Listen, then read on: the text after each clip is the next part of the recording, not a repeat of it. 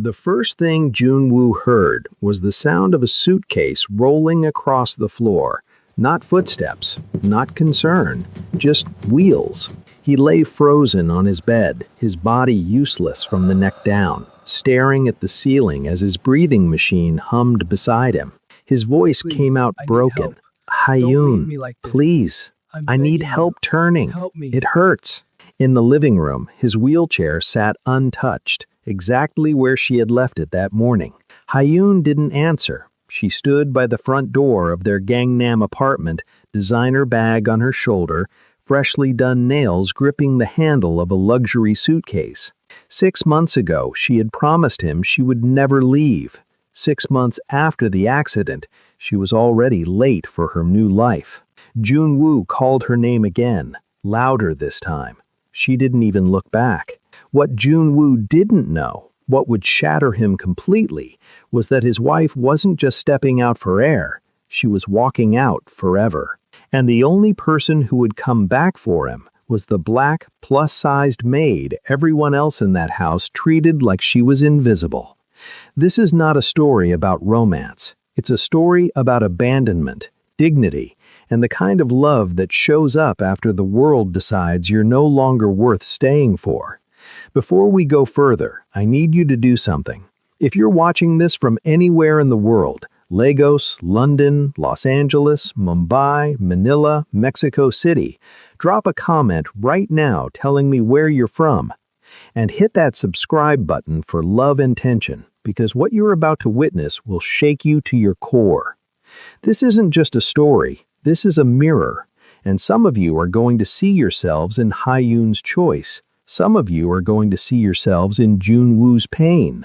And some of you, the ones who've carried burdens nobody thanked you for, you're going to see yourselves in what comes next. 6 months earlier, Junwoo had been different, completely different. He was a mid-level architect at a respected firm in Seoul, Kim & Associates, specializing in sustainable residential design.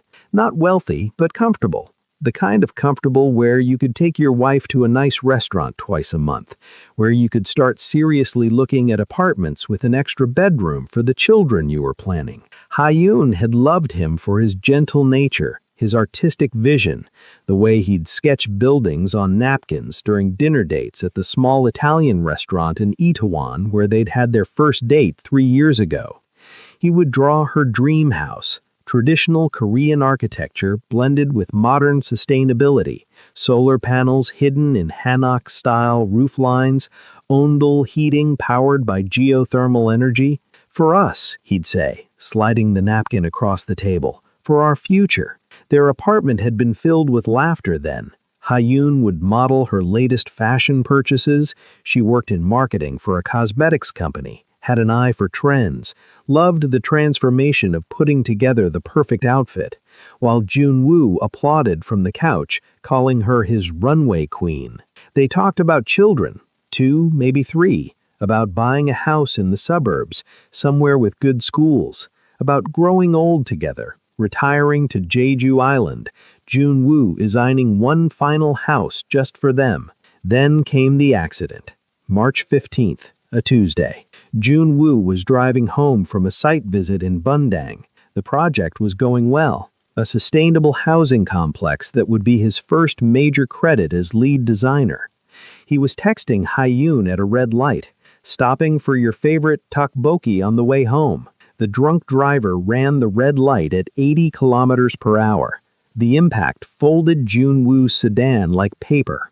A shattered spine, 4 surgeries over 3 months, vertebrae fused with titanium rods, nerves severed beyond repair. The diagnosis, delivered by a neurosurgeon with kind eyes and terrible news, permanent paralysis from the waist down. T10 complete spinal cord injury, the medical terminology that meant Junwoo would never walk again, would never feel his legs again, would never live independently again.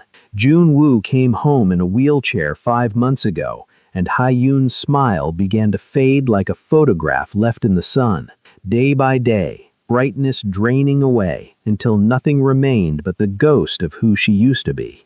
At first, she tried. She really did try. She helped with physical therapy appointments, driving him to the rehabilitation center 3 times a week, sitting in the waiting room scrolling through her phone while Jun-woo struggled to master a wheelchair, to transfer from bed to chair, to accept that recovery no longer meant walking. It meant learning to live from a seated position for the rest of his life. She learned to operate the mechanical lift that moved him from bed to chair. She smiled when relatives visited, played the role of devoted wife, accepted their praise for her sacrifice with appropriate humility. But when the relatives left, the smile disappeared, like someone had flipped a switch. The truth was simple and brutal. Hyun had not signed up for this. She had signed up for the architect who sketched houses on napkins, not the man who needed help using the bathroom. She had signed up for the future they'd planned, not this nightmare alternate reality where she was 32 years old and felt like she was 70, exhausted, trapped, watching her youth evaporate while her husband's body failed. Hyun stood in front of the bathroom mirror, applying lipstick with a steady hand. MAC Ruby Woo, the red that always made her feel powerful. Her reflection showed a beautiful woman, high cheekbones inherited from her mother, flawless skin maintained with a 10-step skincare routine, expensive highlights in her hair that cost more than their monthly grocery budget. She looked like someone headed to an important meeting, not someone about to abandon her disabled husband. But maybe that was the point. Maybe if she looked put together enough, professional enough, certain enough, she could convince herself this was the right decision, a business decision, a survival decision. From the bedroom, "Hyun, can you help me to the bathroom? I've been holding it for an hour. Please, it's getting urgent." She capped the lipstick with a sharp click, checked her phone. Her friend Minji had texted, "Coffee at 2? You can tell me everything. I found you a great apartment listing in Gangnam.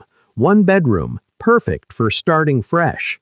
Hyun typed back, "Make it 3. I need to pack a few more things." 3 dots appeared immediately. Minji typing. Then, "You're really doing this? Today? Today. What about Junwoo?" Hyun stared at the question on her screen. What about Junwoo? What about the man who couldn't feed himself without shaking, who cried silently when he thought she couldn't hear, who apologized every single day for being a burden as if he'd chosen to be hit by a drunk driver? She typed, "His brother will handle it," deleted it. Typed, "I can't save him by drowning with him," deleted it. Finally sent, "I have to save myself first." Minji's response was a single emoji, the praying hands, support without judgment. That was all Hyun needed. "Hyun?" Junwoo's voice again, weaker now, embarrassed. "Please, I really need, I'm getting ready for work," she called back, her voice flat, emotionless, the voice she'd perfected over the past month as she'd slowly detached herself from this reality. "It's Saturday." Silence stretched between them like a chasm. Hyun picked up her suitcase. She'd packed it last night while Junwoo slept, moving through the apartment like a ghost, selecting only what mattered: clothes, documents, jewelry, photographs from before the accident, and walked to the bedroom doorway. Junwoo lay in the hospital bed they'd installed where their regular bed used to be, the bed where they'd made love and planned their future and fallen asleep intertwined.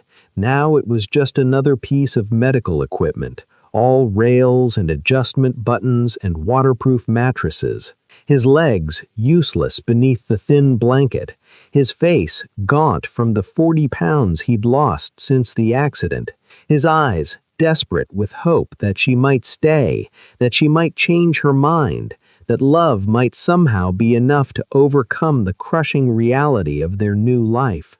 "I'm leaving," she said. No emotion, just fact.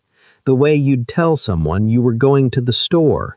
Junwoo's face went through several expressions in rapid succession: confusion, disbelief, desperate hope that he'd misunderstood, and finally, sickeningly, understanding. For how long? Permanently. The word landed like a bullet. You can't, Junwoo said, but his voice had no strength behind it. 6 months in bed had weakened everything, including his ability to fight for himself. Hyun, you can't just... Watch me. She turned to go, pulling the suitcase behind her, its wheels clicking against the hardwood floor that Junwoo would never walk on again. We took vows. His shout came out as a wheeze, his lungs weak from lying down for months. In sickness and in health, you promised, in front of your parents, my parents, God, everyone, you promised. Hyun spun back, and for the first time, real emotion cracked through her perfect facade like lightning through porcelain. Her face contorted with months of suppressed rage and resentment and exhaustion. I promised to marry a man, Junwoo, not this, not a burden, not someone who needs help eating, bathing, using the toilet like a child, not someone whose entire existence revolves around medications and bowel schedules and pressure sore prevention. She took a shaking breath. I'm 32 years old. I'm supposed to be living my life, building my career, having children while I still can, not playing nurse to someone who can't even... She stopped herself, but the damage was done. The truth hung in the air between them, ugly and undeniable. Junwoo's face crumpled like paper. Tears streaked down his cheeks, and he made no move to wipe them away because, what was the point? I didn't choose this. I didn't choose to be hit by a drunk driver. I didn't choose to be paralyzed. I didn't choose any of this, Hyun. Do you think I want to live like this? Do you think I enjoy needing help to exist? Neither did I choose it. Her voice went cold again, the emotion draining away as quickly as it had appeared. She'd gotten good at that, feeling everything intensely for 30 seconds, then shutting it off completely. It was the only way to survive. Your brother can check on you or hire someone. There are services for this. Home health care, caregivers. The insurance will cover most of it. You're my wife. I was your wife. Past tense. Hyun adjusted her bag on her shoulder. Now I'm just tired. So tired I can't remember what it feels like to not be tired. Tired of the smell of antiseptic and urine and decay. Tired of watching you give up a little more every day. Tired of dying alongside you. So you're just gonna let me die alone? You're not dying, Junwoo. You're just not living the life we planned, and I can't watch that anymore. I can't be the reason you have hope that's never going to materialize. It's kinder this way, for both of us. She walked to the front door, wheels clicking like a countdown against the hardwood floor. Hyun! His voice broke completely, dissolving into desperate sobs. Please don't do this. I love you. We can figure this out. I'll get better. The doctor said there's new treatments, stem cell therapy, exoskeleton technology. I'll walk again, I promise. I'll be the man I was. Just please don't leave me. The door clicked shut. The apartment fell silent except for the steady hum of the breathing machine and Junwoo's ragged sobs that gradually dissolved into silent heaving as he ran out of air, out of hope, out of everything except pain. Junwoo lay in that bed for 4 hours, unable to move himself, unable to reach his phone, which Ha-yoon had left on the dresser just out of reach. Accidentally or intentionally, he'd never know. Calling out periodically until his voice gave out entirely, reduced to a whisper, then nothing. The pressure point on his left hip developed into a stage 2 pressure sore because he couldn't shift his weight.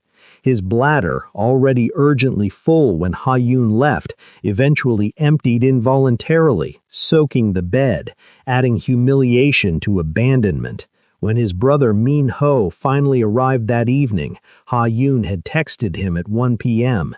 Junwoo needs help. "I can't do this anymore. I'm sorry. I've left information about his medications and care schedule on the kitchen table." He found Jun-woo in the exact same position, tears dried in salty tracks on his face, eyes staring at nothing, lying in his own waste, a man reduced to his most basic and shameful vulnerabilities. "Hyung!" Minho breathed, using the Korean term for older brother, though Jun-woo was only older by 18 months. "Oh, Hyung, I'm here now." He immediately set to work.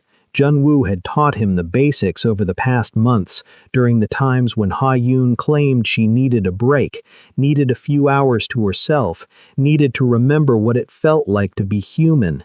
Min-ho had learned how to operate the mechanical lift, how to clean and change Jun-woo, how to check for pressure sores, how to administer medications.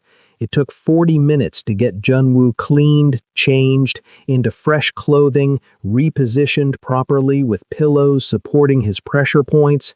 Min-ho worked efficiently but gently, talking the whole time about nothing, his kids, his work, the weather, filling the silence so Jun-woo wouldn't have to. When it was done, when Jun-woo was clean and dry and as comfortable as possible, Min-ho made tea.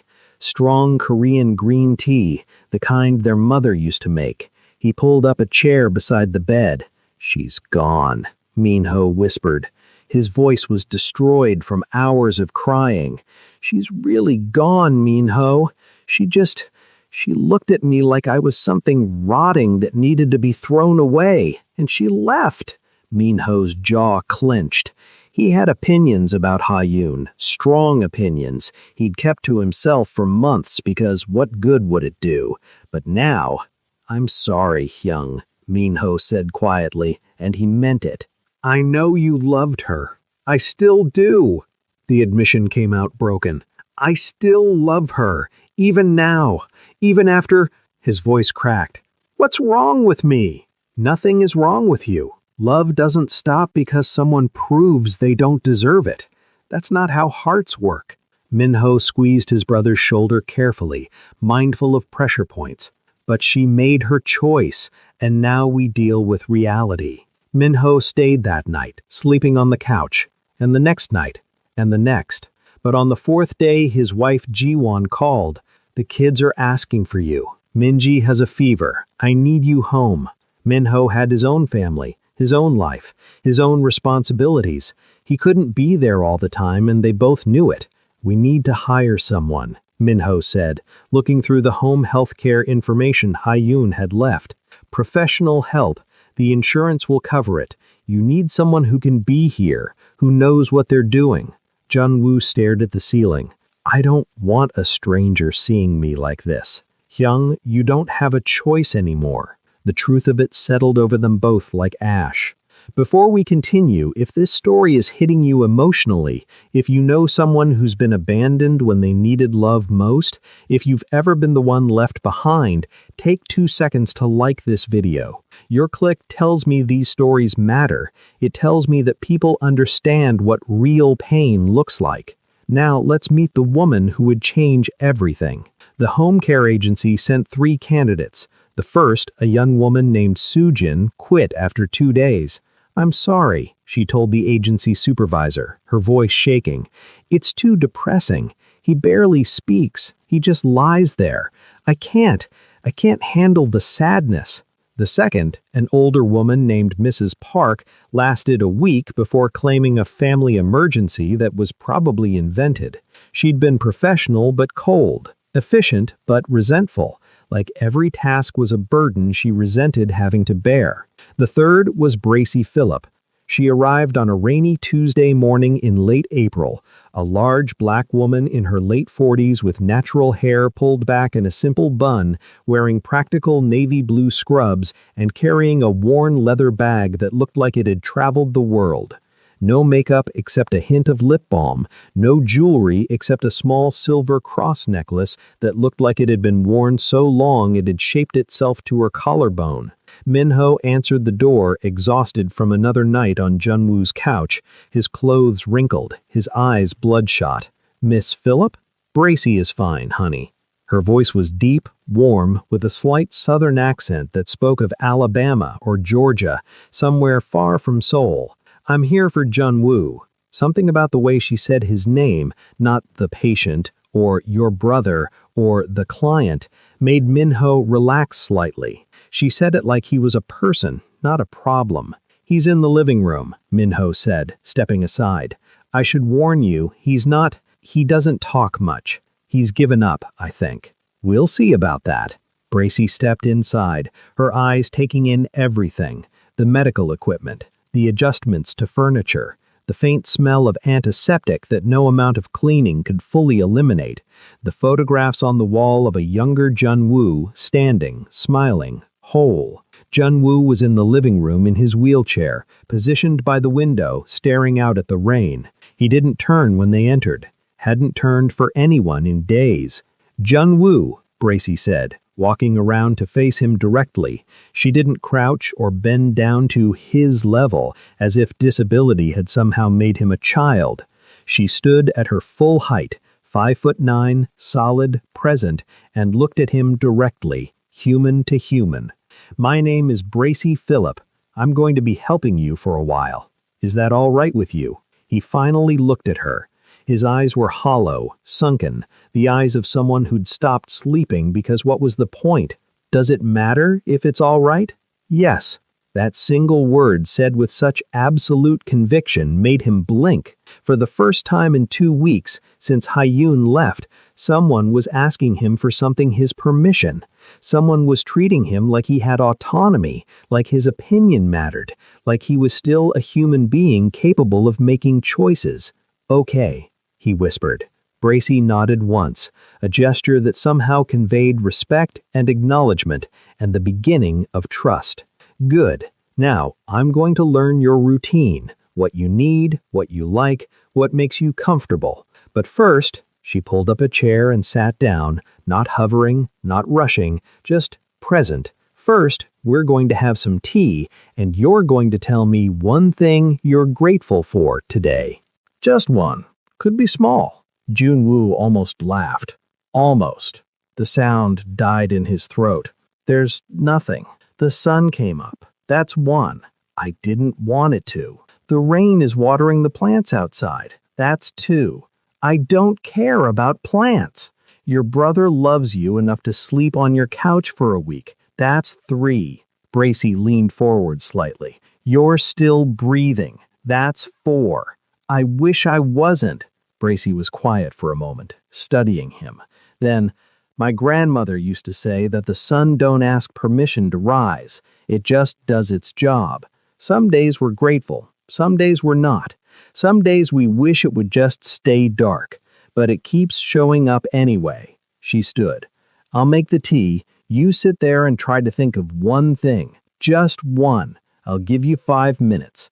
She walked to the kitchen, leaving Jun-woo alone with an impossible assignment. One thing to be grateful for when his wife had abandoned him, when his body had betrayed him, when every day was an exercise in humiliation and pain. He stared out at the rain. 5 minutes later, when Bracy returned with tea, Korean green tea, she'd found it in the cupboard, made it properly without asking how, Jun-woo said quietly, "You asked my permission." "What's that?" "You asked if it was all right with me. No one's asked me anything in months. Everyone just does things to me, for me, around me. But you asked."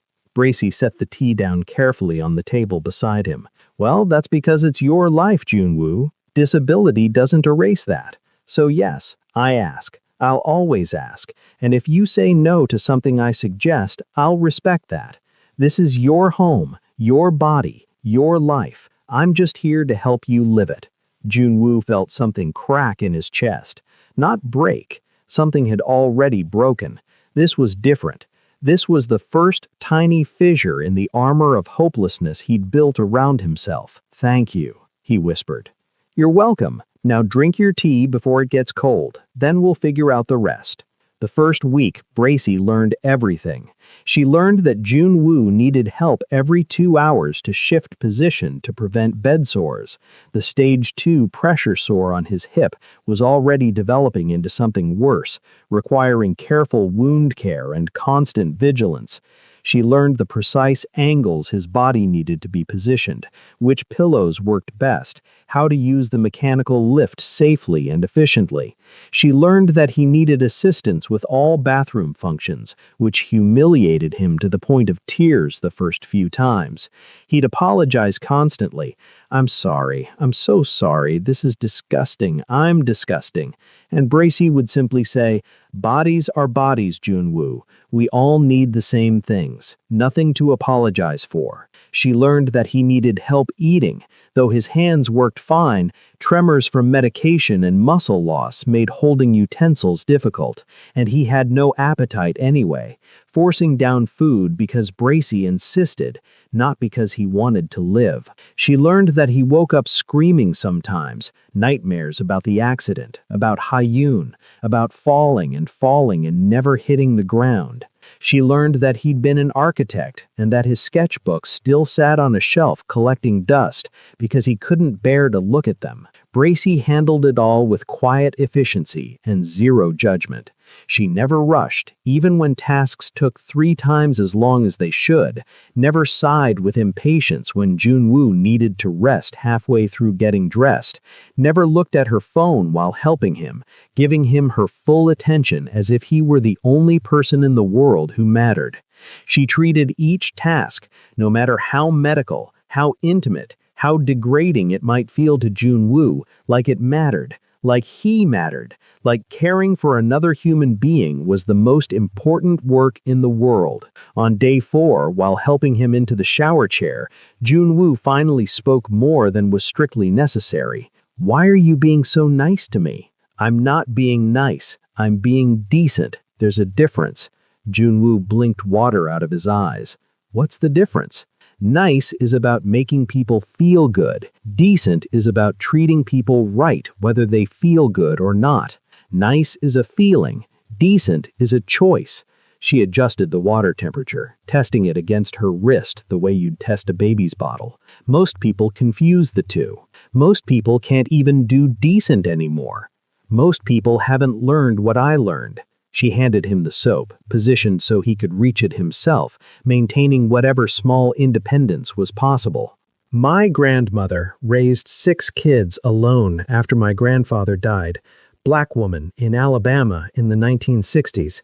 She cleaned white people's houses during the day, took in their laundry at night. She was exhausted every single day of her life. Bone tired, soul tired." Junwoo listened. Really listened. The first time in weeks he'd focused on anything outside his own misery. But she used to say, "Bracy girl, tired is just a feeling. Love is an action. You choose the action even when the feeling runs dry. You choose it when every bone in your body is screaming to quit, because that's when it becomes real love, when you choose it anyway." Bracy's voice was steady, matter-of-fact, like she was describing the weather. "Your wife chose based on feeling. The feeling ran dry, so she left. I choose based on action. The action doesn't change no matter how I feel." It was the first time anyone had acknowledged Hyun without pitying him about it, without tiptoeing around the wound.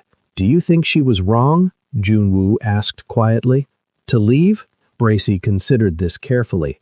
"I think she made a choice. Whether it was wrong or right isn't for me to say. What I know is this: she chose easy over hard. She chose escape over endurance. That tells me who she is. It also tells me who you need around you now." "Who's that?" "People who choose hard.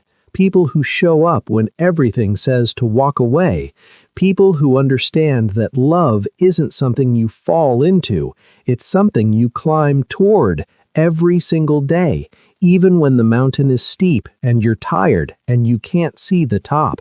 Weeks turned into months, spring became summer, and Junwoo's apartment had air conditioning that barely worked, so Bracy bought fans with her own money and positioned them strategically to keep him comfortable. She arrived every morning at 7, rain or shine. She helped Junwoo with his morning routine: bathroom, shower every other day, dressing, transferring to the wheelchair. She made breakfast, learning his preferences. He liked his eggs slightly runny, his rice made in the traditional way, his kimchi not too spicy because his stomach couldn't handle it anymore. She kept the apartment immaculate, not obsessively but carefully, understanding that Junwoo's world had shrunk to these rooms, and he deserved for them to feel like a home, not a hospital. She supervised his physical therapy exercises, the ones designed not to help him walk again, that was impossible, but to maintain upper body strength, prevent contractures, keep his circulation going. She pushed him when he wanted to quit, backed off when he genuinely needed rest, developing an intuition for the difference. She learned his favorite foods and started cooking them, Korean dishes she'd never made before. She'd look up recipes online, call her friend who ran a Korean restaurant in Itaewon, practice until she got it right. Jjajangmyeon, samgyeopsal, tteokbokki, comfort foods from Junwoo's childhood that his mother used to make. She never talked excessively, but when she did speak, it was always substantial. Real conversations, not the mindless chatter meant to fill silence. She told him about growing up in Alabama, about moving to Korea 12 years earlier after her husband died, about learning a new language and culture in her 40s, about what it meant to be a black woman in a country that sometimes stared, sometimes asked to touch her hair, sometimes treated her like a curiosity. Junwoo started looking forward to her arrival, not because he had feelings for her. He was still in love with the ghost of Hyun, still checked his phone hoping for a text that never came, still sometimes called out Hyun when he woke up from nightmares before remembering, but because Bracy's presence meant he wasn't alone, meant someone saw him as human, not as a collection of needs and problems and medical interventions. One evening in June, during dinner, Junwoo asked, "Do you have family besides your grandmother?" "I did. Husband passed 12 years ago. Heart attack. He was cooking breakfast and he just dropped." No sadness in her voice, just fact, the way you'd describe weather. "He was a good man, Army chaplain. Met him at Fort Benning when I was doing home care for veterans. We had 20 years together. I'm sorry.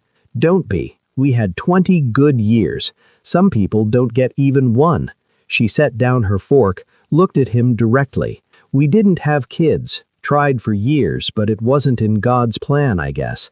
That was hard. Spent a lot of years being angry about that, wondering why God gives children to people who don't want them and keeps them from people who do. What changed?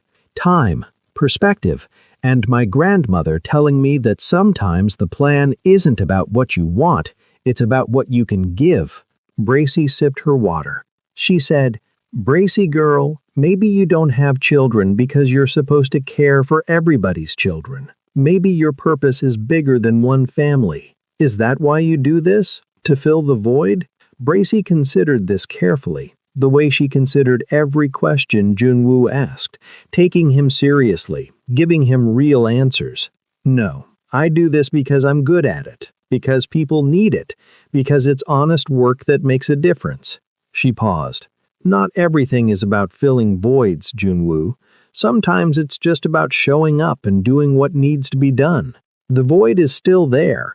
I just learned to work around it." "How?" "Same way you're learning. One day at a time. One choice at a time. Choosing to get up even when lying down seems easier. Choosing to care even when caring hurts. Choosing to believe that showing up matters even when you can't see the results." Junwoo absorbed this. "Do you think I'll ever stop hurting?" "No," Bracy said, and the honesty was brutal but somehow comforting. "I think you'll learn to carry it better. I think the hurt will become part of you instead of all of you. I think one day you'll wake up and realize you went 5 minutes without thinking about what you lost. then 10 minutes, then an hour. The hurt doesn't leave, you just get stronger at carrying it. 3 months after Ha-yoon left, she came back. It was a Saturday in July, the kind of humid summer day where Seoul shimmers with heat. Junwoo was in physical therapy when he heard the key in the lock. She still had it, apparently, hadn't thought to return it, or maybe kept it deliberately as some kind of safety net. His heart jumped. Maybe she'd kept her key because she was coming back. Maybe she'd realized she'd made a mistake. Maybe she missed him. Maybe love had won after all. Maybe. Ha-yoon walked in wearing a designer dress he'd never seen before. White linen that probably cost $1,000,000 won. Something she'd bought in the past 3 months with money that wasn't going toward his medical care. Her hair was different, shorter, styled in a modern bob that looked expensive. She wore new sunglasses, designer brand, pushed up on her head. She looked healthy, radiant even. She looked like someone who'd been on vacation, not someone who'd abandoned her paralyzed husband 3 months ago. And she wasn't alone. A man followed her in. Tall, handsome, wearing an expensive suit despite the heat. Mid-30s, confident posture, the kind of man who'd never known real suffering. He put his hand on the small of Ha-yoon's back with casual ownership, the gesture so familiar it was clear this wasn't new. Junwoo's physical therapy resistance bands went slack in his hands. Bracy, who had been spotting Junwoo during his exercises, helping him maintain balance while he worked on his upper body strength, slowly straightened up. Her face revealed nothing, but her body shifted almost imperceptibly, placing herself slightly between Junwoo and the visitors. "Junwoo," Ha-yoon said, her voice bright and false, the tone she used to use with difficult clients at work. "You look, well, better than I expected, actually. This is Sangwoo, my fiancé." The word hung in the air like poison. Fiancé. 3 months. She'd been gone 3 months and already had a fiancé, which meant she was seeing him before she left, which meant, "We're here to pick up some of my things," Ha-yoon continued, already walking toward the bedroom like this was perfectly normal, like she hadn't just detonated a bomb in the middle of Junwoo's fragile recovery. "Some jewelry I forgot, a few dresses I want back. I won't be long, 15 minutes tops." Sangwoo gave Junwoo an uncomfortable nod, the kind you'd give someone panhandling on the street, acknowledgement without engagement, then followed Ha-yoon into the bedroom like a loyal dog. Junwoo sat frozen in his wheelchair, his face drained of all color. His breathing had gone shallow, rapid. His hands trembled violently on the resistance bands. "Breathe," Bracy said quietly, kneeling beside him so she could look him in the eye. "Junwoo, breathe with me. In through your nose, out through your mouth. Come on." "She moved on," he whispered, his voice barely audible. She moved on like I never existed. 3 months. 3 months and she's engaged to someone else, which means she was probably, while I was in the hospital, while I was... Oh God, Bracy, was she cheating on me even before she left?" From the bedroom, Ha-yoon's laugh echoed, light and carefree, the sound of someone who had successfully escaped a nightmare. Sangwoo's deeper voice responded with something Junwoo couldn't make out. Then Ha-yoon laughed again. The sound cut through Junwoo like a knife. "Don't listen," Bracy said firmly. "Look at me. Focus on me. She doesn't get to take your peace today. I don't have any peace to take. Then we'll build some, right now, you and me, starting with breathing." They breathed together, Bracy's steady presence anchoring Junwoo to reality, keeping him from spinning out into panic or rage or despair. 10 minutes later, Ha-yoon emerged carrying 2 shopping bags full of her belongings. Sangwoo followed with a jewelry box. "Okay, I think that's everything," Ha-yoon said, checking her phone. "Oh, Junwoo, I left the spare key on the kitchen counter. No point in me keeping it anymore. Minho can use it if needed." She was giving back her key, making the abandonment official, final. "Ha-yoon." Junwoo's voice was stronger than he expected. "Did you..." He stopped, gathered courage. "Were you seeing him before you left?" Ha-yoon's expression flickered. Guilt. then defensiveness, then a carefully constructed neutrality. I don't think that's relevant anymore. It's relevant to me. Junwoo, we're divorced now. The paperwork was finalized last week. What I do with my life, we're divorced? His voice cracked. You didn't even tell me? I had the papers delivered to Minho. I thought he would... She waved her hand dismissively. It doesn't matter. It's done. We've both moved on. I hope you can be happy for me. Happy for me? Junwoo repeated the words like they were in a foreign language. You want me to be happy that my wife, ex-wife, abandoned me when I was paralyzed, divorced me without telling me, and is now engaged to the man she was probably sleeping with while I was in the hospital learning to use a catheter. That's what you want? Sangwoo shifted uncomfortably. Maybe we should go. Yes, Hyun agreed quickly, moving toward the door. Take care of yourself, Junwoo. I'm glad you found good help. She glanced at Bracy with what might have been gratitude or might have been condescension. Hard to tell. And then she was gone. Again. This time taking her key, taking the last physical evidence of their marriage, leaving behind only the memory of who Junwoo used to be, when he was whole enough to deserve her love. Pause here. If you've ever felt invisible to someone who promised to love you forever, if you've ever been discarded like you were nothing, if you've ever watched someone move on while you're still bleeding, comment, I see you below. Let's build a community that witnesses each other's pain. And subscribe to Love and Tension because this story's about to take a turn no one sees coming. After Hyun left with her boxes and her new fiancé and her casual cruelty, Junwoo didn't speak for the rest of the day. He refused dinner, pushed the bowl away when Bracy tried to feed him, refused his evening medications, turned his head away like a stubborn child. He just stared at the wall, his jaw clenched so tight Bracy could see the muscles jumping, grinding his teeth until she worried he'd crack them. At 8 p.m., Bracy found him trying to reach the bottle of sleeping pills on his nightstand. His useless legs made it impossible, but he was trying anyway, straining, reaching, his face red with effort and rage and desperation. Junwoo. Bracy's voice cut through his struggle. I want to sleep, he said through gritted teeth, still reaching. I want to sleep and not wake up. I want this to be over. All of it. The pain, the humiliation, the being left behind like garbage. Is that so much to ask? Just give me enough pills to... No. Why not? He finally looked at her, and his eyes were wild with pain, unhinged with it. Why not, Bracy? Give me one good reason why I should keep living like this. Look at me. I'm useless. I'm half a man. I can't walk, can't work, can't even shit by myself. The woman I loved looked at me today like I was something she regretted not throwing away sooner. She moved on in 3 months. 3 months, and I'm still here in this prison of a body, and for what?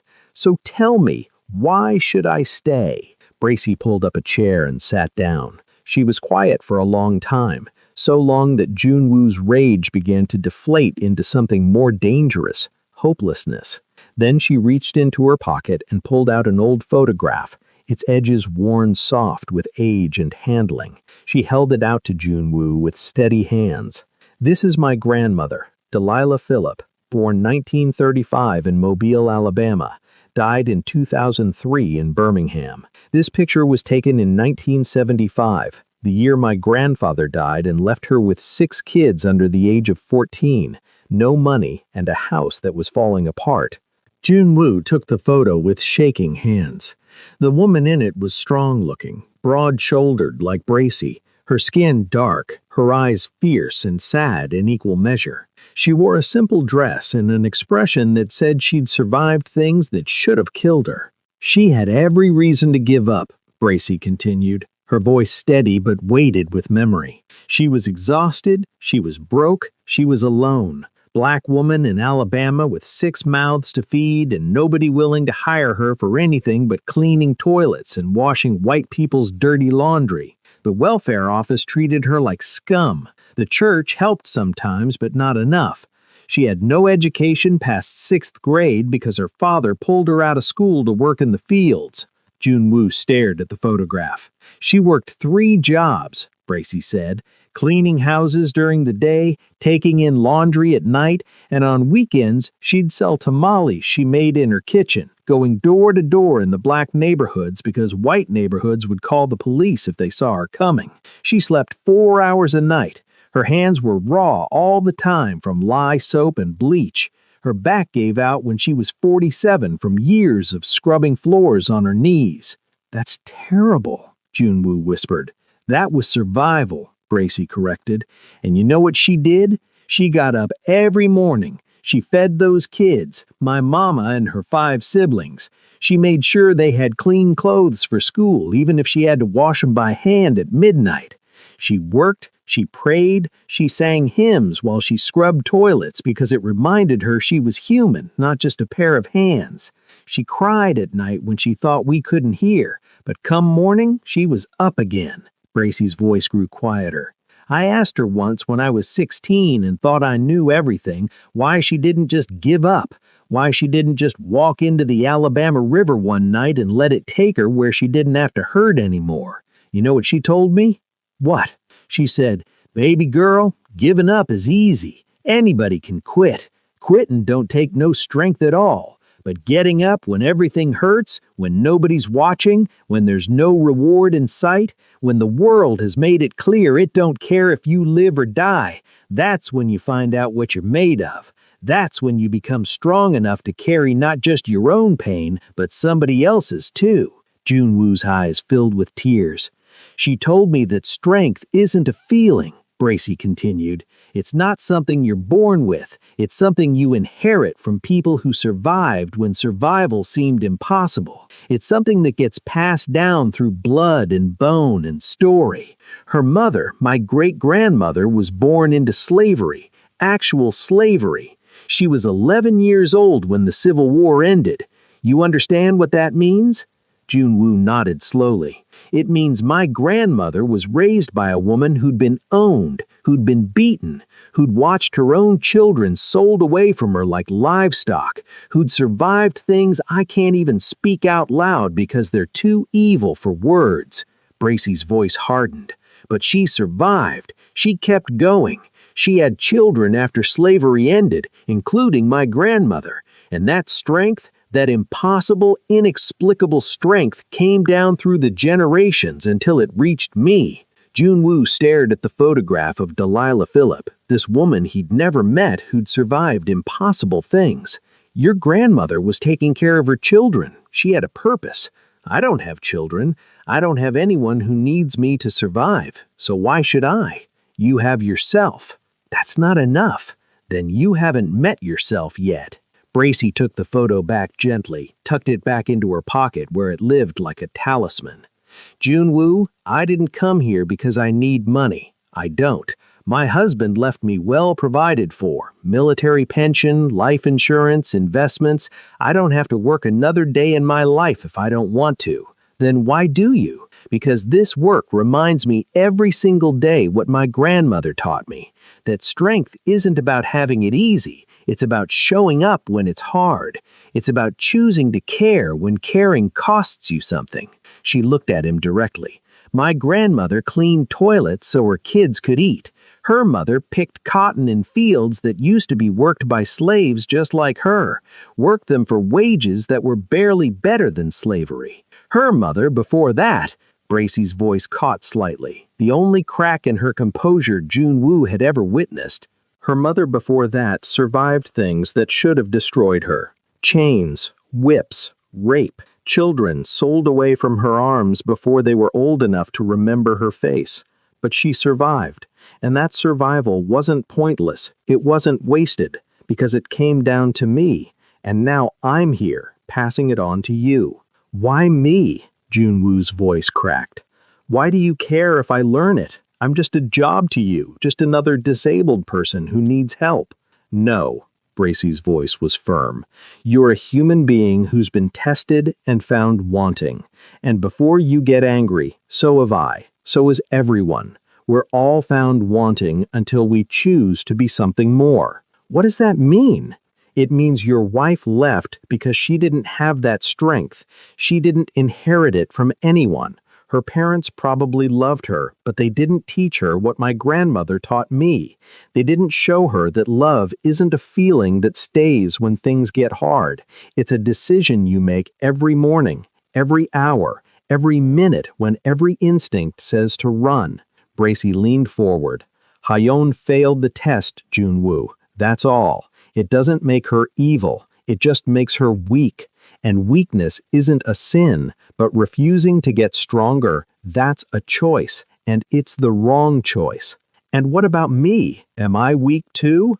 You were. When you tried to reach those pills just now, you were choosing weakness. You were choosing to let her win, to let the accident win, to let all that pain win. Bracy's voice gentled. But here's what you don't understand yet. You've already survived the hardest part. You survived a wife abandoning you in your darkest hour. You survived the humiliation of her bringing another man into your home. You survived finding out she divorced you without even telling you. You're still breathing. That's not weakness starting to fail. That's strength starting to grow. It doesn't feel like strength. It never does at first. Strength feels like getting up when you want to die. It feels like taking another breath when breathing hurts. It feels like letting someone help you use the bathroom even though it humiliates you. It feels like surviving another day when dying seems easier. She stood up. My grandmother used to say that strength is like calluses. It only forms where there's been friction, where there's been pain. The smooth parts of you never get strong, only the parts that hurt. She walked toward the door, then paused, looking back at Junwoo. You think you're weak because you can't walk, but Junwoo, walking isn't strength. Walking is just mechanics. Strength is surviving a wife who promised forever and delivered 3 months. Strength is letting someone like me see you at your worst and choosing to stay alive anyway. Strength is crying and raging and wanting to die, but not doing it. That's strength. Everything else is just motion. She left the sleeping pills on the nightstand, but out of reach. When you're ready to take them for sleep instead of escape, let me know. I'll hand them to you. Until then, they stay where they are. Something changed in Junwoo after that night. It wasn't dramatic. There was no moment of sudden clarity where heavenly light shone down and he suddenly wanted to live. He didn't wake up the next morning filled with hope and purpose. If anything, he woke up feeling exactly the same. Hollow, broken, abandoned. But he stopped asking to die. He stopped reaching for the pills. He took his medications when Bracy brought them, not because he cared about living, but because she'd said strength is choosing to get up even when you don't want to, and maybe that was something. He started pushing harder in physical therapy. Not because he thought he'd walk again, he knew better now, but because Bracy had said the smooth parts never get strong, only the parts that hurt. So he hurt. He worked his upper body until his muscles screamed. He practiced transfers until sweat poured down his face. He chose pain over numbness because at least pain meant he was still alive. Most importantly, he started asking Bracy questions, not surface questions, deep ones, about her grandmother, about what it was like growing up black in Alabama, about the specific ways racism manifested, not the dramatic violence you see in movies, but the daily grinding humiliations, about moving to Korea 12 years ago and what it was like being a black woman in a country that maybe seen 50 black people in person total, about her husband's death, about surviving loneliness, about choosing to keep going when no one would blame you for stopping. Bracy answered everything honestly. She told him about her grandmother working for a white family who'd throw away perfectly good food rather than let the help take it home. About saving that food from the garbage and feeding it to her kids anyway. About the shame of that. About the strength required to swallow shame so your children could swallow food. She told him about watching her husband collapse in their kitchen in Fort Benning, Georgia, about performing CPR until the paramedics arrived, about how they worked on him for 40 minutes before calling it, about planning a funeral at 42 years old, about the loneliness that came after, so profound she'd sometimes wake up reaching for someone who wasn't there and wouldn't be there ever again. She told him about moving to Korea because she couldn't stay in Georgia, where every street corner held a memory. About learning Korean at 45, struggling with pronunciation, making embarrassing mistakes. About ajumas who'd stare at her hair. About drunk men who'd try to touch it without asking. About the particular isolation of being the only black woman in a traditional Korean neighborhood. "But you kept going," Jun-woo said one day in August during their afternoon session.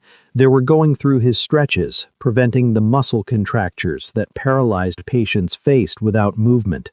"I kept going. How? Same way my grandmother did. Same way her mother did. Same way every person who survives impossible things does." Bracy positioned his leg carefully, stretching the hamstring. "I woke up. I put one foot in front of the other. Metaphorically speaking, of course. I found work that mattered. I carried the strength forward. To me," Bracy smiled, rare and genuine, the kind of smile that transformed her entire face.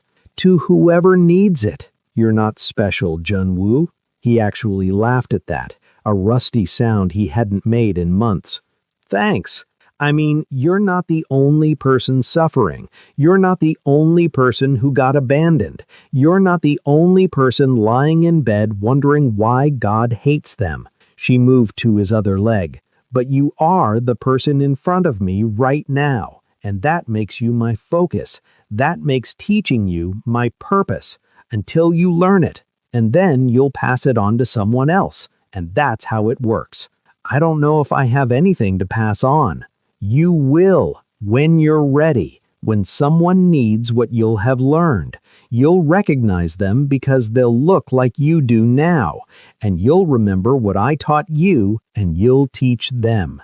That's how strength survives, person to person, story to story. What if I'm not strong enough to teach it? Then you'll teach them anyway, and become strong enough in the process. That's how it works, Jun-woo. You don't wait until you're strong enough. You act, and the action creates the strength. 6 months after Hyun left, Jun-woo's health began to decline. The doctors said it wasn't uncommon.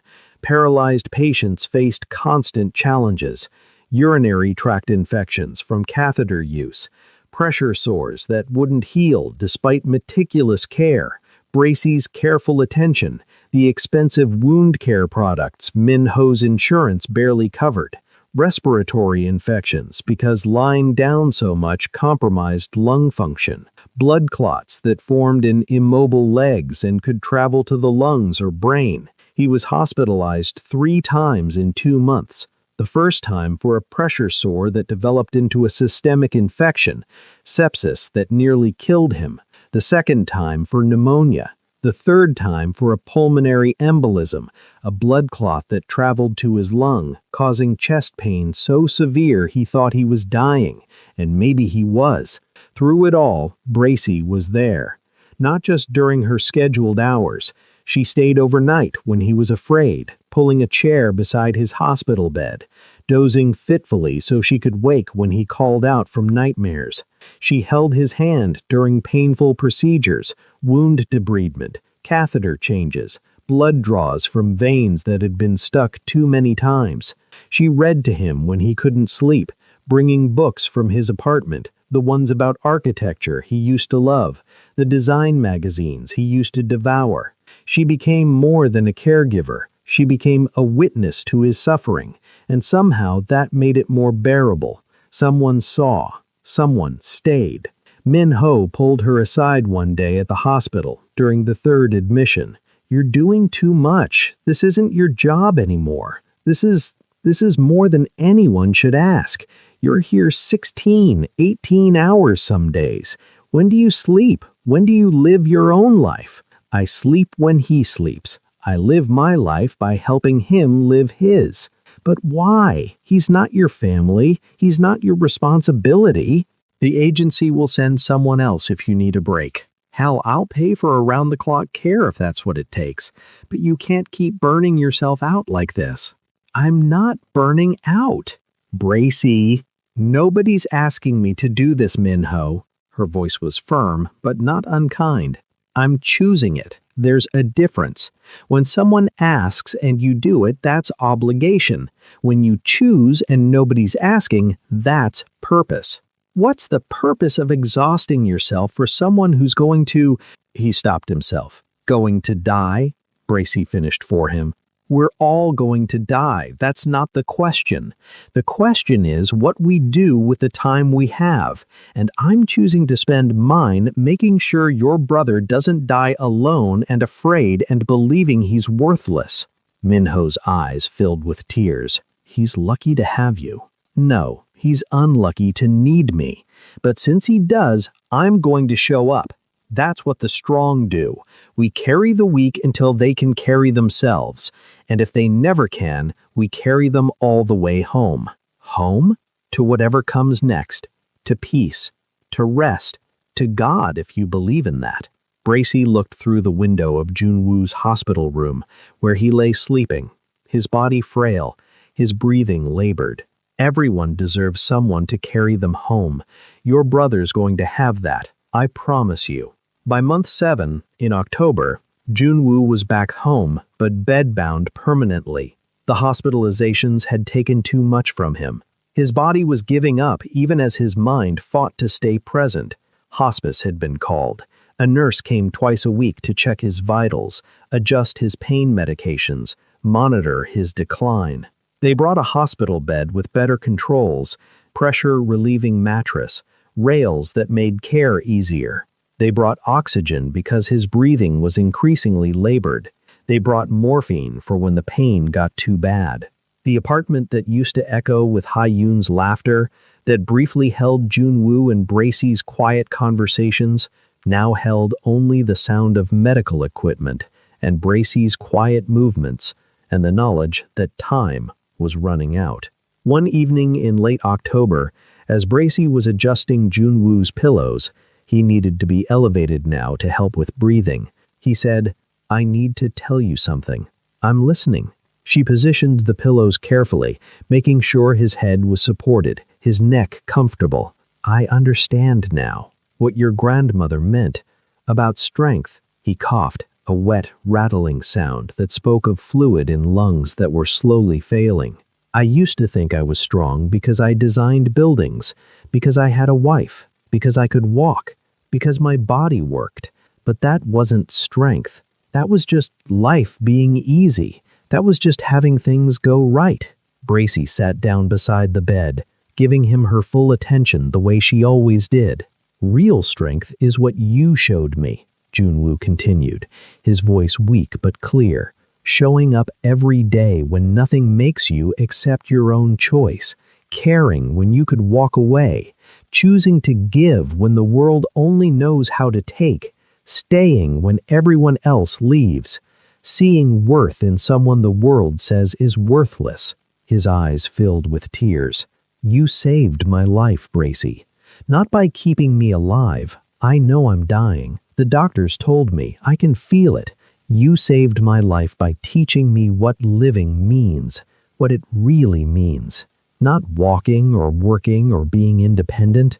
Living means choosing to matter, choosing to carry strength forward, choosing to be part of a story bigger than yourself. You learned it, Bracy said quietly, her voice thick with emotion she rarely showed. That's the important part. Not everyone does. Will you tell me about your grandmother again, one more time? I want to... He coughed again. I want to remember her.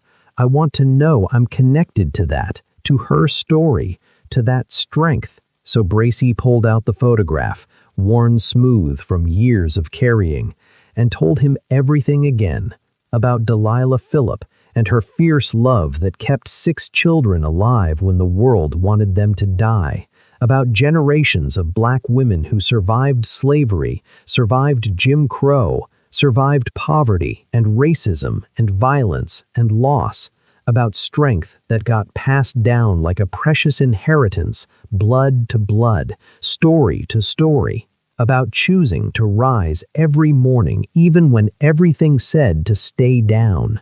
Junwoo listened, his breathing growing slower, softer, his eyes fixed on the photograph of a woman he'd never met but who had somehow saved his life through her great-granddaughter's hands. That's what I want. I want to be part of that story, not the man whose wife left him, not the man who got paralyzed, but the man who learned what strength means from a woman who carried it from her ancestors. The man who chose to matter, even when everything said he was worthless. You already are part of it, Bracy said, and a tear slid down her cheek, the first Junwoo had ever seen from her. The moment you chose to keep living after Hyun left, you joined that lineage. The moment you let me teach you, you became part of the story. Different body, different circumstances, different pain, but same choice, same strength, same echo. Junwoo smiled, peaceful for the first time in months. Will you tell people about me when I'm gone? Will you keep the echo going? I promise. Thank you, Bracy, for everything, for showing up, for teaching me, for making my death mean something by teaching me how to live first. She held his hand as he drifted to sleep, and she stayed there all night, keeping watch, bearing witness, carrying him toward whatever came next. Junwoo died on a Tuesday morning in early November, 3 weeks before what would have been his third wedding anniversary. He went peacefully, Bracy holding his hand, reading to him from a book about Frank Lloyd Wright, his architectural hero, the designer who believed buildings should serve life, should enhance life, should matter. She read about falling water and the Guggenheim and the philosophy of organic architecture until Junwoo's breathing slowed, stopped, and he was gone. His last words, whispered so quietly Bracy almost missed them, were, "Thank you for teaching me what matters." Min Ho arranged the funeral. It was small, held at a Buddhist temple because Junwoo's grandmother had been Buddhist, and he'd always liked the philosophy of impermanence, of letting go, of accepting what is rather than clinging to what was. A few colleagues from Junwoo's old firm came, looking uncomfortable, offering condolences to Min Ho while avoiding looking at the wheelchair they'd set beside the funeral photograph as a reminder of how Junwoo had spent his final months. Some distant relatives, Min Ho's family, his wife Ji-won, their 2 children who were too young to understand but old enough to be solemn, and Bracy. She sat in the back, wearing a simple black dress and the silver cross necklace she always wore. She didn't cry during the service. She'd done her crying in private the night Junwoo died, sitting in his empty apartment, holding his sketchbooks, letting herself feel everything she usually kept controlled. But here, in public, she was composed, dignified, strong. Hyun didn't come. No one expected her to. She'd sent flowers with a generic card, "My condolences on your loss," signed with just her name. No mention of the fact that her loss had been voluntary, chosen, 3 months before death made it permanent. After the service, in the parking lot, Min Ho approached Bracy. He looked exhausted, hollowed out, like grief had scraped away everything soft and left only bones. He handed her an envelope. "Junwoo left this for you. He wrote it during his last good week when he could still hold a pen, made me promise to give it to you after he died." Bracy took it with steady hands, though her heart trembled. She opened it carefully. Inside was a check for far more than her services had cost. Junwoo had sold some investments, liquidated everything he could without touching the apartment that would go to Min Ho, and a letter in Junwoo's increasingly shaky handwriting. "Dear Bracy, you tried to teach me about inherited strength, but you never told me what to do with it once I learned it, so I figured it out myself. you pass it on. This money isn't payment. You can't pay someone for saving your soul.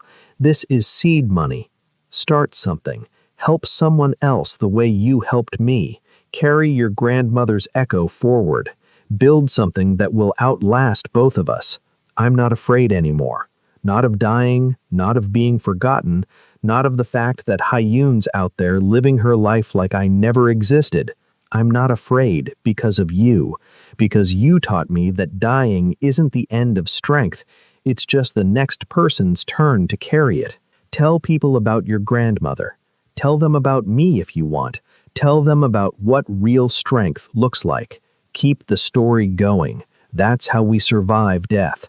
Not by living forever, but by passing on something that does. Thank you for showing up every single day when my wife walked away. Thank you for teaching me that love is action, not feeling. Thank you for proving that strength isn't about what your body can do, it's about what your heart chooses to do. Thank you for carrying me until I was strong enough to let go. Your strength student, Jun Woo. P.S. Tell Hyun I forgive her if you ever see her, not because she deserves it, because carrying anger is exhausting, and I want to be light enough to float wherever I'm going next. Bracy read it twice, then carefully folded it and put it back in the envelope with the check. She looked up at Min Ho, who was watching her with wet eyes. He learned it, she said. He really learned it. Because you taught him. No, because his grandmother Delilah taught me, and I passed it on to him, and now he's passed it on through this. She held up the envelope. That's how it works. That's how strength survives. What will you do with it? Bracy looked out across the parking lot at the modern Seoul skyline, thinking about Alabama and slavery, and her grandmother scrubbing toilets, and Jun Woo learning to die with dignity, and all the strength that had been passed down through pain until it reached this moment. I'm going to build something, she said, something that keeps the echo going. 3 months after Jun Woo's death, on a cold February morning, Bracy stood in front of a small community center in Yeongdeung-po, a working-class neighborhood of Seoul, far from the gleaming towers of Gangnam. The sign above the door, in Korean and English, read, "The Delilah House, Support for Caregivers and Families of the Disabled." Min Ho had helped her set it up, navigating the Korean bureaucracy, finding the space, hiring the initial staff. Jun Woo's money had funded it. The check had been substantial, enough to get started, enough to run for 2 years if they were careful. But the vision was all Bracy's, inherited from her grandmother, passed through Jun Woo's sacrifice, now made real. Inside, the space was simple but warm.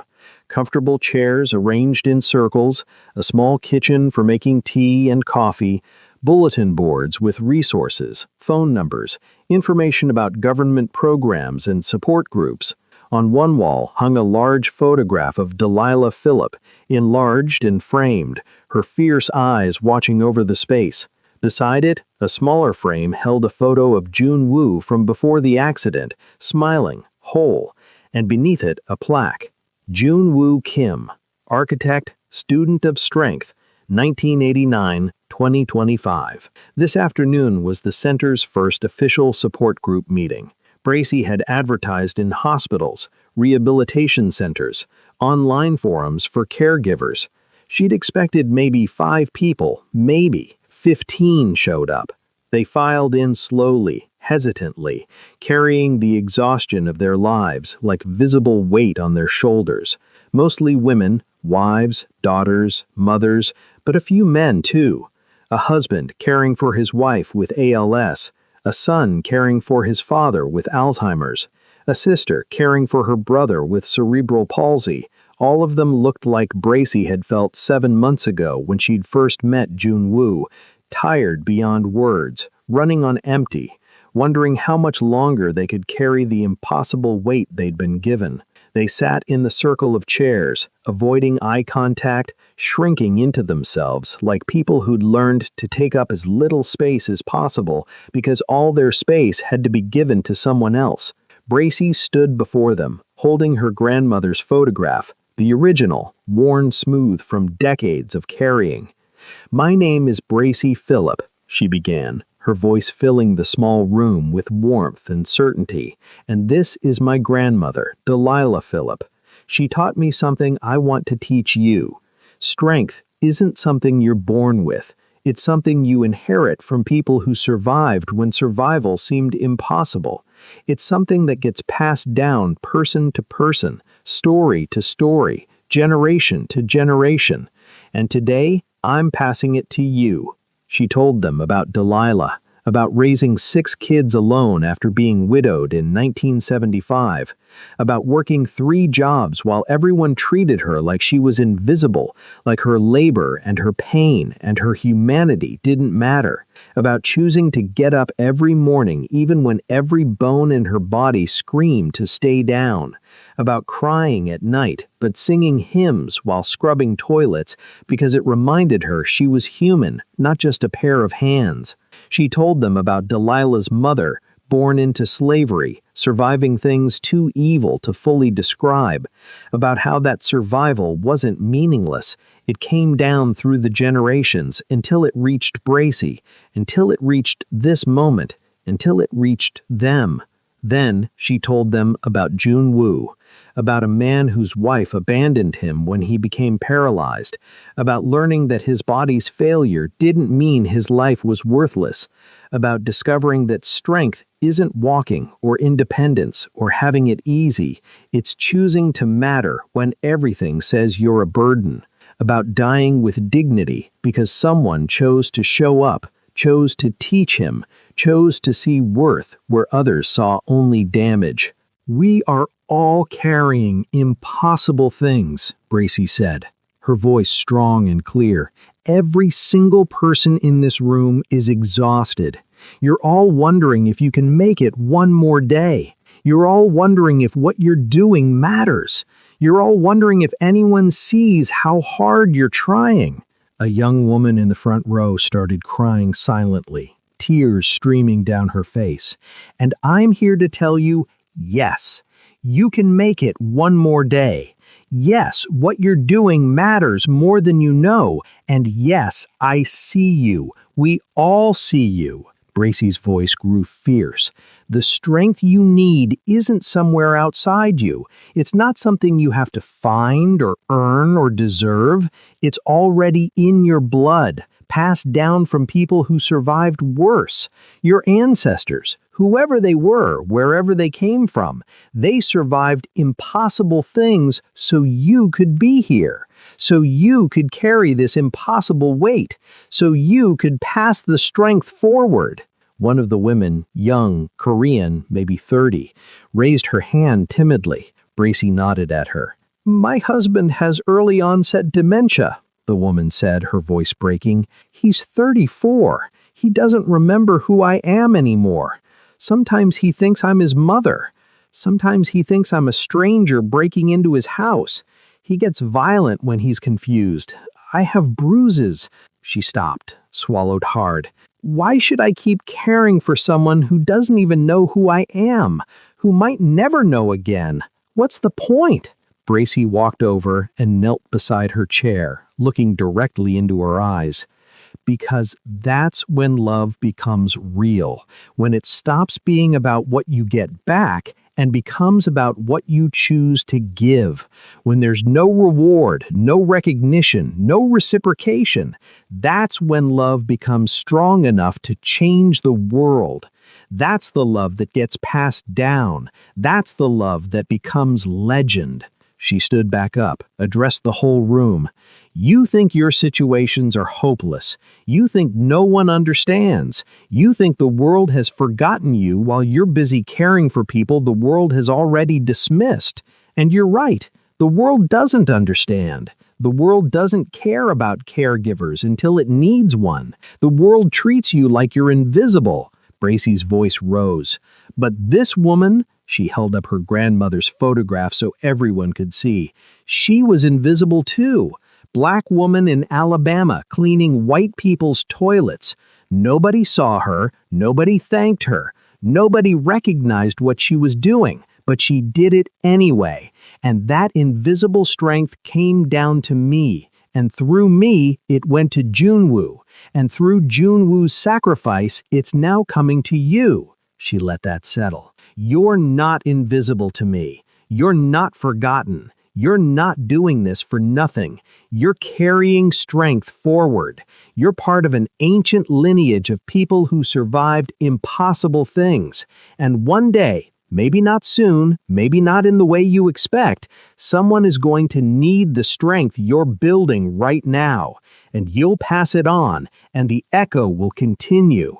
The room was silent, except for quiet crying from several people. An older man, maybe 60, spoke up. How do we do it? How do we keep going when we're this tired? Same way my grandmother did. Same way Junwoo learned. Bracey's voice was gentle now. One day at a time, 1 hour at a time, one moment at a time. You don't need the strength to carry this burden for the rest of your life. You only need the strength to carry it right now, this moment. And when this moment passes, you'll find strength for the next one. That's the secret. You don't need all the strength at once. You just need enough for right now. And when right now is too much, someone asked, then you come here, you call someone, you ask for help, you rest. Bracey looked around the room. Strength isn't refusing to admit you need help. Strength is surviving long enough to ask for it. My grandmother took help when it was offered. Junwoo let me help him. There's no shame in needing someone. The shame is in letting pride kill you. They talked for 2 hours. People shared their stories. The spouse with ALS, the parent with Alzheimer's, the child with disabilities, the sibling with mental illness. Each story different in details, but the same in exhaustion, the same in invisible suffering, the same in desperate need to know they mattered. Bracey listened to every story, witnessed every person, reminded them all that they were part of something bigger than their individual pain. They were carrying forward strength that had been passed down through countless generations of people who survived when survival seemed impossible. When the meeting ended, people lingered. They didn't want to leave. This was the first time in months, years for some, that anyone had truly seen them, had recognized their suffering as legitimate, had told them they were strong instead of just telling them to hang in there or stay positive or other platitudes that meant nothing. The young woman whose husband had dementia approached Bracey. "Will you be here next week?" "Every week. Tuesday afternoons, same time." "Can I bring my sister? She's caring for our father. She needs this." "Bring anyone who needs it. That's why we're here." As people filed out into the cold February afternoon, slightly less burdened than when they'd arrived, Minho approached Bracey. He'd been sitting in the back, observing. He'd be proud, Minho said quietly. Junwoo, he'd be so proud of this. This is his legacy, his and your grandmother's, his and every person who ever chose strength over surrender. Bracey looked at the photograph of Delilah Phillips on the wall. The echo keeps going. The Delilah house had grown beyond anything Bracey had imagined.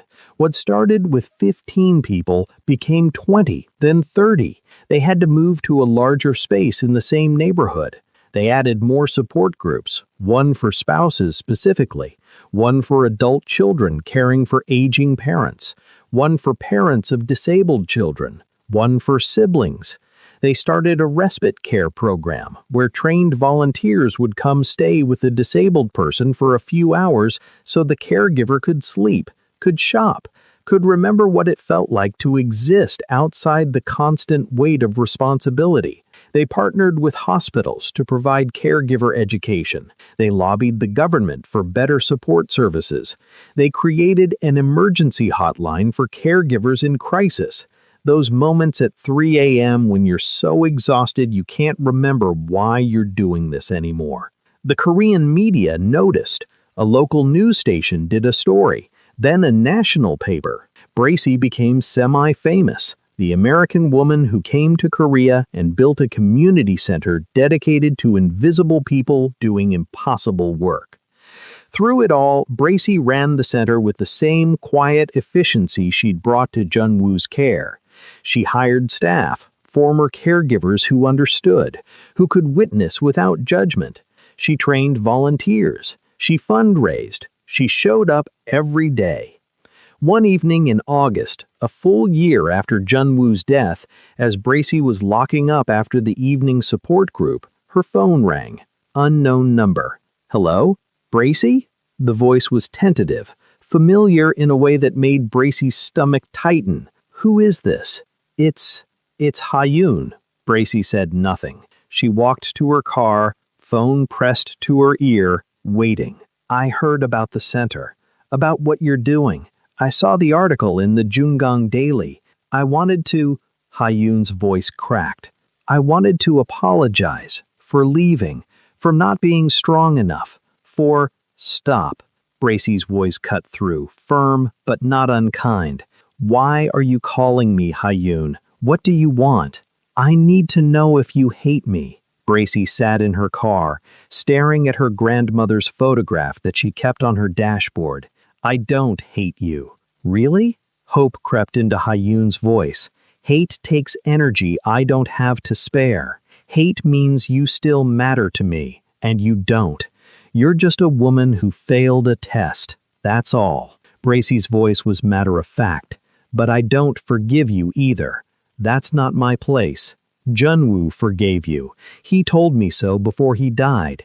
He said he understood you didn't have what it takes, and he pitied you for that. That's between you and whatever God you believe in. Is that all you wanted to say?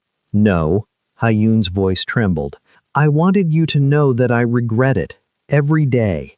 I see his picture sometimes. Minho posts them online, memorial posts, and I remember what I did. I remember leaving him there, unable to move, and she broke down sobbing. I'm not a monster. I'm not. I just couldn't do it. I couldn't watch him die slowly. I couldn't be strong enough. I know. So you understand? Understanding and approval are different things, Ha-yoon. Bracy started her car. I understand that you were weak, that you chose yourself over your vows, that you prioritized your comfort over his survival. I understand all of that, but understanding doesn't make it right. I thought you'd be angrier. I was. When it happened, when I found him lying in his own waste because you'd left him for 4 hours, when I saw what your abandonment did to him, yes, I was angry. Bracy pulled out of the parking lot. But Junwoo taught me something before he died. He said carrying anger is exhausting, and he wanted to be light enough to float wherever he was going. So I let it go. Not for you. For me. Should I feel guilty? Yes. Bracy's voice hardened. You should feel guilty every day for the rest of your life. Not because guilt will fix anything, it won't bring Junwoo back, won't undo the trauma you caused, but because guilt means you still have a conscience, means maybe you'll do better next time someone needs you, means maybe you're not completely beyond redemption. There won't be a next time. I'm married now. Sangwoo and I got married 6 months ago. We're happy. We're trying for a baby. Ha-yoon paused. I'm going to be different this time. Better. Stronger. I hope so. And Bracy meant it, without warmth, but without cruelty. I genuinely hope you never face the test you failed with Junwoo. But Ha-yoon, here's what you need to understand. Love tested is love revealed. You were tested and you failed. One day Sangwoo will be tested too. Maybe by illness, maybe by job loss, maybe by depression, maybe by something else entirely. When that day comes, you'll find out if he's like you or like Junwoo. And if he's like you, if he leaves when things get hard, you'll finally understand what Junwoo felt when you walked away. That's cruel. That's truth. Bracy turned onto her street. And the truth is cruel sometimes, but it's still true. You'll either learn to be strong or you'll fail someone else. Those are your options. Choose wisely. I don't think I can be strong like you. You can. You just haven't been forced to yet. Strength isn't something you're born with, it's something you build in the moments when everything says to quit and you don't. You haven't built it yet because you've always had the option to quit, but one day you won't, and that's when you'll discover what you're made of. And if I'm not made of anything good, then you'll learn to be, or you won't, and you'll live with that knowledge. Bracy pulled into her parking space. I have to go, Hyun. I have a support group in the morning. People who are choosing to be strong when everything tells them to quit. People who would never understand what you did, but who need to hear that choosing strength is possible, even when you don't think you have it. Good luck. I hope you never need the kind of strength I teach. Wait, will you tell people about me? About what I did? Bracy considered this. I tell Junwoo's story. That includes your choice to leave. But I don't tell it to shame you. I tell it to show what happens when someone fails the test, and what happens when someone else steps in and passes it. You're not the villain in the story, Hyun. You're just the person who wasn't strong enough, and that's a cautionary tale, not a condemnation. That's somehow worse than being hated. Yes, but it's honest. And honesty is what people need to hear. Bracy hung up before Hyun could respond. She sat in her car for a long moment, staring at her grandmother's photograph, thinking about strength and weakness and the thin line between them. Hyun wasn't evil. She was just weak, and weakness isn't a sin, it's just an absence of something that should be there. And that absence had cost Junwoo 7 months of his life feeling worthless and abandoned before Bracy arrived to teach him differently. But Junwoo had learned. He died strong, and that mattered more than Hyun's weakness ever could. A year and a half after Junwoo's death, Bracy stood in front of a room at the Delilah house with 23 people. The support group had grown, evolved, become a true community. But today was special. Today, one of her earliest members, the young woman whose husband had dementia, whose name was Se-yeon, had asked to speak. Se-yeon stood at the front of the room, nervous but determined. Her husband, Ji-hoon, sat beside her in a wheelchair, his eyes vacant, not recognizing her or anyone else. But she'd brought him anyway, because he was part of her story. I want to tell you what Bracy taught me, Se-yeon began, her voice shaking but growing stronger. A year and a half ago, I came here for the first time. I was ready to give up. I was ready to put Ji-hoon in a care facility and walk away and try to pretend our life together had never happened. I couldn't handle watching him forget me. I couldn't handle the violence when he got confused. I couldn't handle being invisible to the person I loved most. People nodded, recognizing their own stories. But Bracy told me something that changed everything.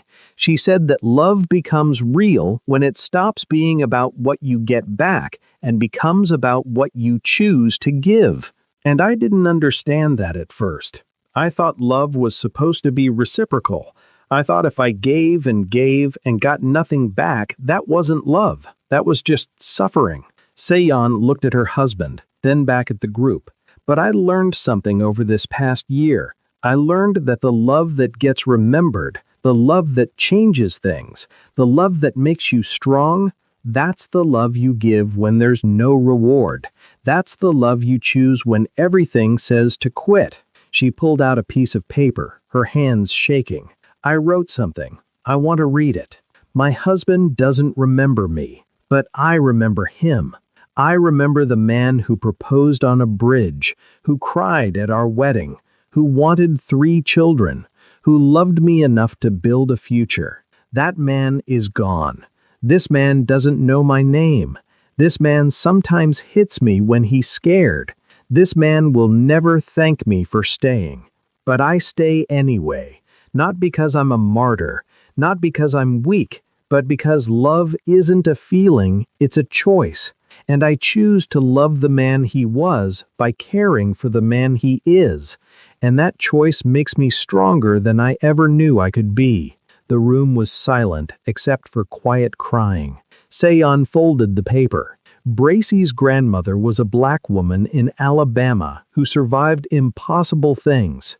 Junwoo was a man whose wife abandoned him but who learned to die with dignity. And I'm a woman whose husband has forgotten her but who chooses to remember him by showing up every day. We're all part of the same story. We're all carrying the same strength forward. And one day someone else will need what we're learning, and we'll pass it on. She sat down, and the room erupted in quiet applause. Not loud or celebratory, but the kind of applause that says, "I see you, I witness you, you matter." After the meeting, Seon approached Bracey. "Thank you for teaching me, for showing me that my suffering isn't meaningless." "It never was," Bracey said. "You just needed someone to help you see it. Will you tell my story like you tell Junwoo's? Will you pass it on?" "If you want me to, I do. Because maybe someone else is ready to give up on their spouse with dementia. And maybe hearing that I stayed, that I chose strength, will help them choose it too." Seon smiled through tears. "That's how it works, right? Person to person, story to story. That's exactly how it works." That night, Bracey sat in her small apartment staring at the framed photograph of her grandmother on the wall beside Junwoo's letter. She thought about Delilah Phillip, born in 1935, died in 2003, who survived impossible things and passed strength down through generations until it reached this moment, this place, these people. She thought about Junwoo, who died believing he mattered because someone had taught him that mattering isn't about what your body can do, it's about the choices your heart makes. She thought about Seon and the 22 other people in tonight's support group, each carrying impossible burdens, each choosing strength over surrender, each part of an ancient lineage they didn't even know they'd joined. And she thought about Hyun, somewhere in Seoul, living a comfortable life with a new husband, maybe pregnant with the child she'd once planned to have with Junwoo, probably not thinking about the man she'd abandoned, except when guilt scratched at her door late at night. The story didn't have an ending, not a clean one. Junwoo was dead, his body cremated, his ashes scattered on a mountain he'd love to hike before the accident, his life reduced to a photograph on a wall, and a letter in a frame, and a legacy he'd never see. Hyun was alive and thriving, unpunished except by her own conscience, and even that was questionable. She'd moved on completely, rebuilt her life on the ruins of her marriage, and would probably never face consequences for her abandonment beyond occasional guilt. Seon was exhausted, her husband deteriorating, her youth slipping away while she cared for someone who didn't know she existed.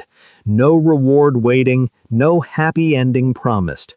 Just the daily choice to show up and the knowledge that she was building strength others would need someday. And Bracey was here, carrying the weight of her grandmother's legacy, Junwoo's sacrifice, and the suffering of everyone who walked through the Delilah house doors.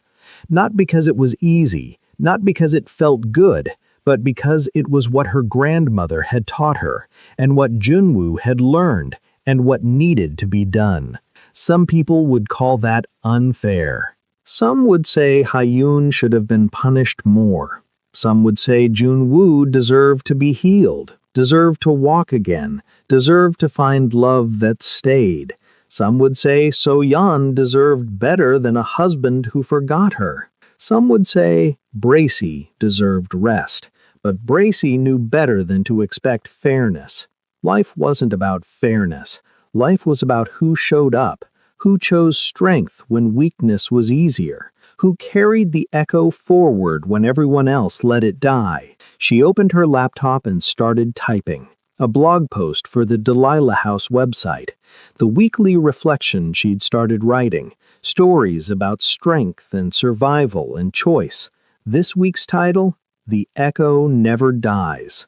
She wrote about her grandmother, about Junwoo, about So-yeon, about the ancient lineage of people who survived impossible things and passed their strength down through generations, about how strength isn't fair or rewarded or even recognized most of the time, about how it survives anyway. She wrote, "Some of you are reading this because you're exhausted, because you're caring for someone who will never thank you, because you're wondering if anyone sees how hard you're trying, because you're questioning whether what you're doing matters. I see you. What you're doing matters more than you know. You're carrying strength forward.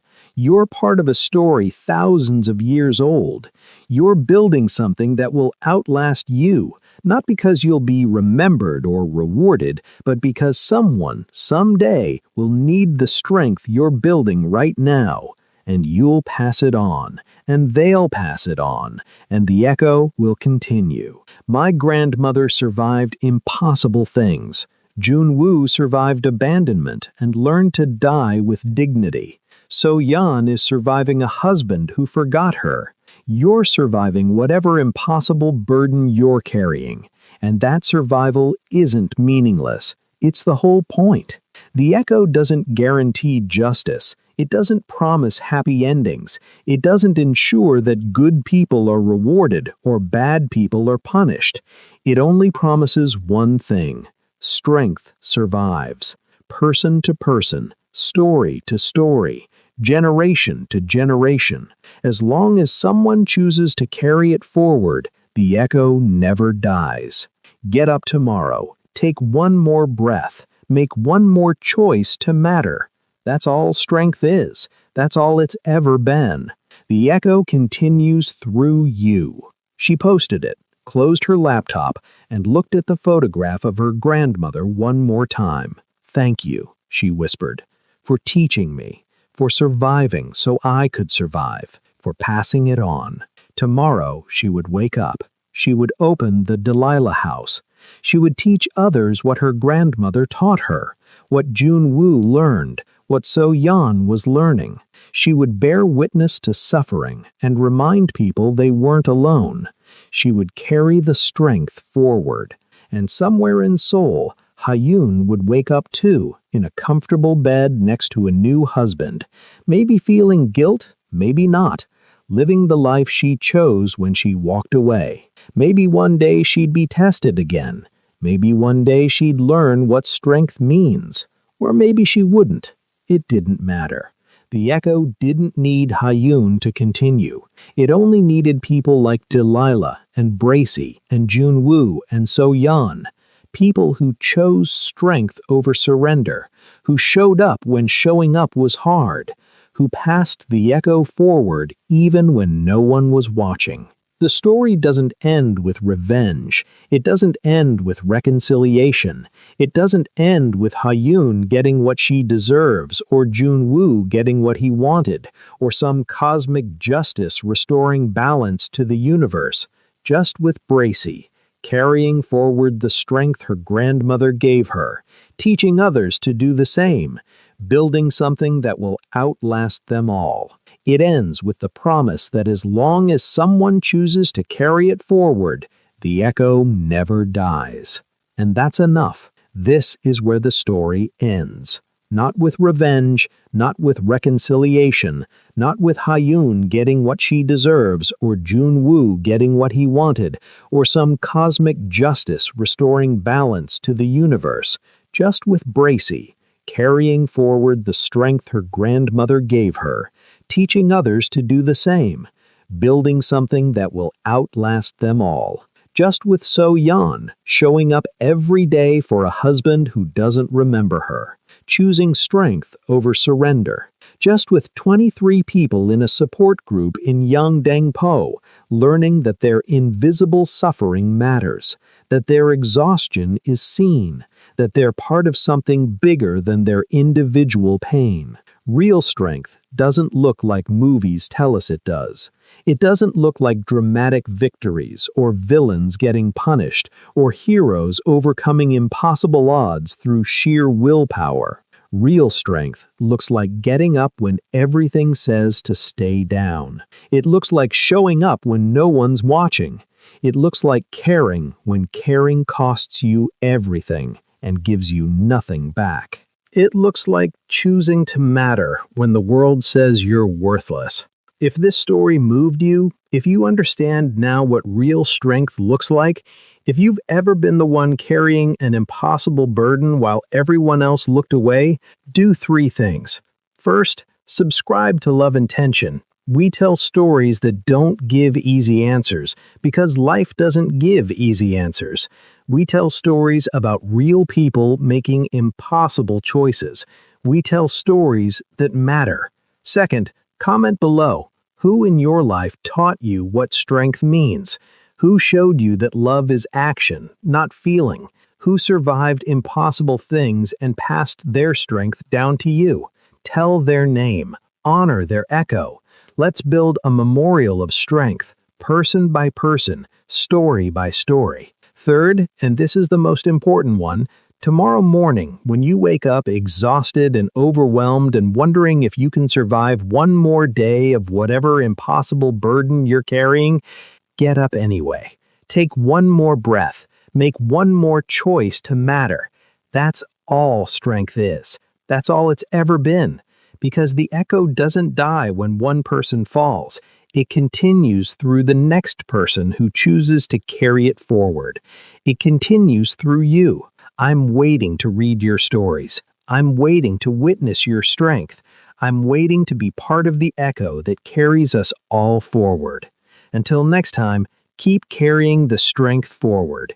The echo never dies.